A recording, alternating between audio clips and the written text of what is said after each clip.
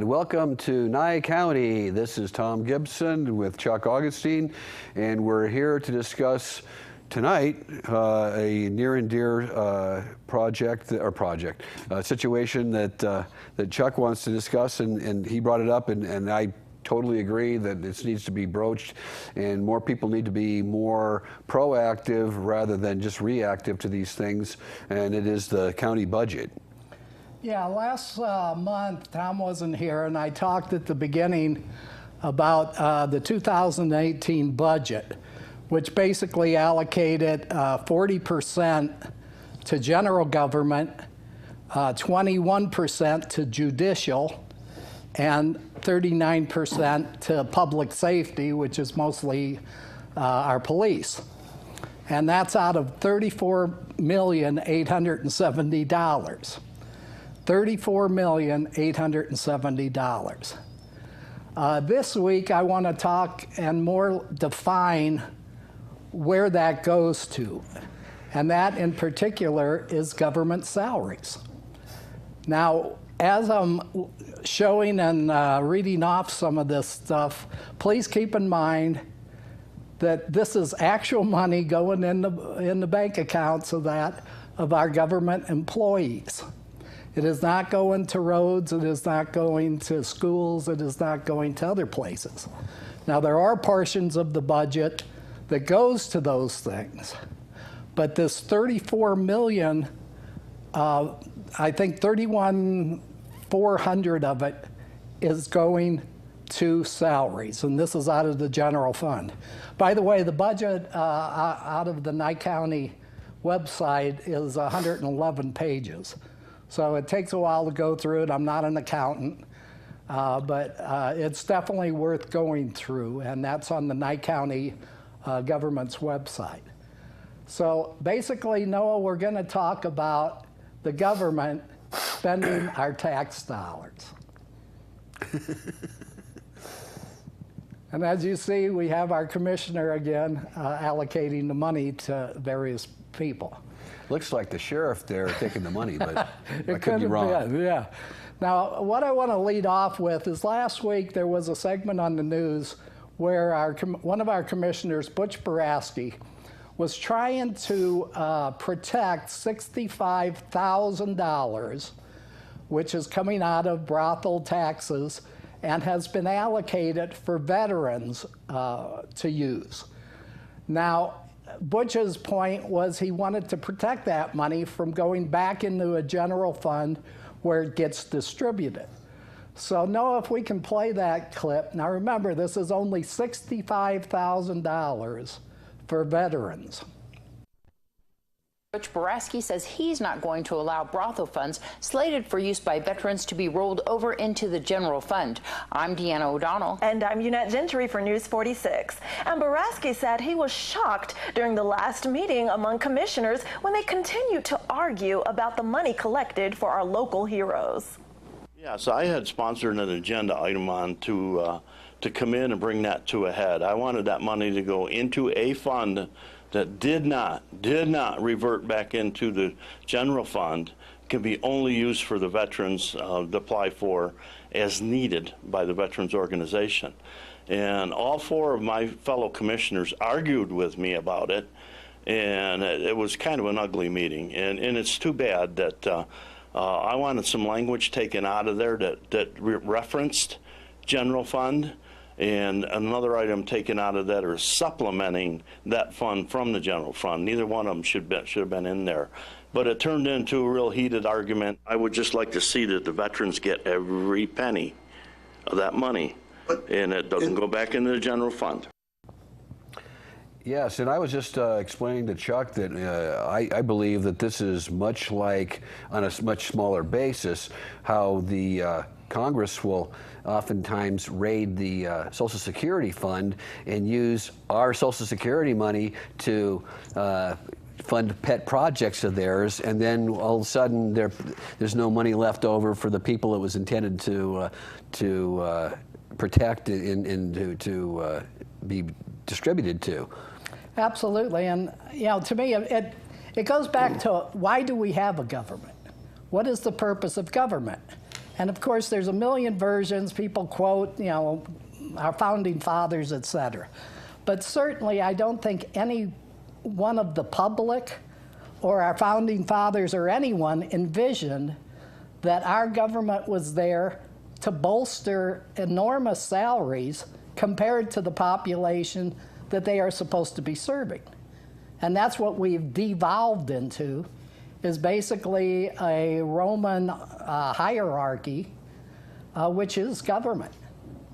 Right. And like I said, 60% of our budget goes to prosecutors and the police. Do we want that kind of police state proportions? No, but on the bigger picture, I know you're focusing on the waste of law enforcement and courts, and I would like to broaden that as government. And this I didn't make this up. The government, you know, the Congress in the United States, which is people who write our laws, and even local government on a small level, they are akin to if you are given a certain amount of money to buy yourself something, you're going to get something that you want or you need, and you're going to spend just the amount of money you want that's required.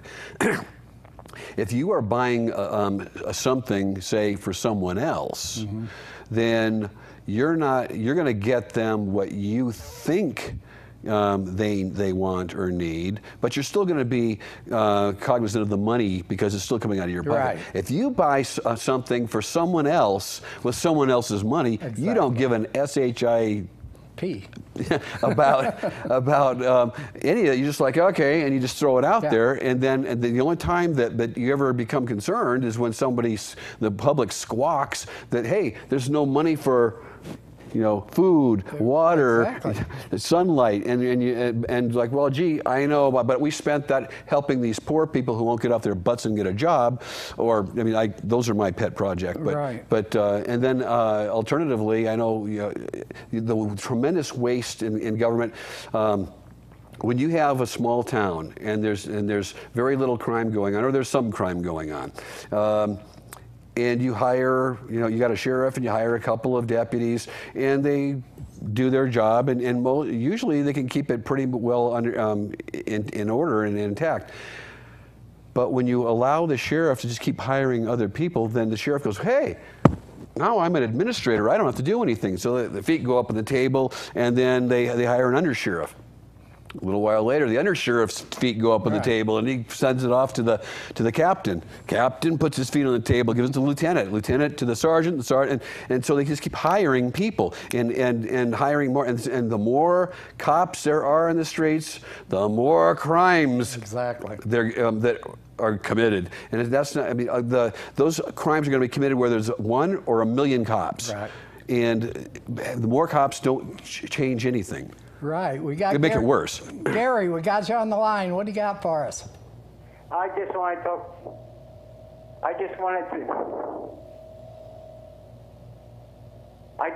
talk about the veterans end of it. Okay, the money was allocated for them from the girls. Yeah, go ahead. Okay, now we're all these good veterans, right? And they must have heard about it in all the organizations. Why did they go to the town hall meeting? Second, if they didn't do it then, go to the second one. What's the excuse to open up the car door, get into it, and drive to the town hall? They know how to do everything else with that car to drive places, but they don't know how to march. That's all I got to say. You want me to start this one? Yeah, go ahead. First of all, Gary, there is no town hall. I mean, there used to be a town hall, but now it's a county commission. So it's the county commissioners who passed this ordinance, you know, years ago to allocate money to deserving veterans, and those monies that aren't used up should be put into a trust fund for the future. But the problem is that other commissioners apparently would like to raid that and use that for their own pet projects, just like any other person would do if they didn't have money to buy what they needed. So it's easy to use somebody else's money, the public's, and spend that money in the particular commissioner's district the way they will help them in the future. But they shouldn't be able to do that. Right. Okay, you still there, Gary? Okay. Again, when money goes into the general fund, basically it can go anywhere, you know, and that's what Butch was trying to do, is protect it from rolling over into the general fund, where it may get given out to something else, such as salaries. Again, like Tom said, when it's not your money, everybody, and I'm not blaming the government. The government people naturally want to get paid as much as they can. It's the American way. And they're not the bad guys, nor are the 5 unions that argue for higher wages. And we'll see a clip later on in the show about that, which happened today. But I'm not blaming the employees. They simply got an incredible sweet deal. They're protected from public scrutiny. We'll get into the second segment. I'll go over some of the salaries that are being paid, and you'll get a better idea of what I'm talking about. So it's not the government people themselves that are to blame. It's the system that must be changed. 1 minute. Right. And there's a lot of ways of doing that, but first, people need to be proactive and don't just on occasional a letter or phone call to your commissioner, because they're very busy people and they may not even get the news. But you have to pressure them over and over and over to let them know where you stand on any issue, but especially on budget issues. And because budget's coming out of your pocket if you pay taxes. If you don't pay taxes, hey, it's all a freebie and good for you. Okay, we're going to break now. We'll get into some of the salaries in the second segment.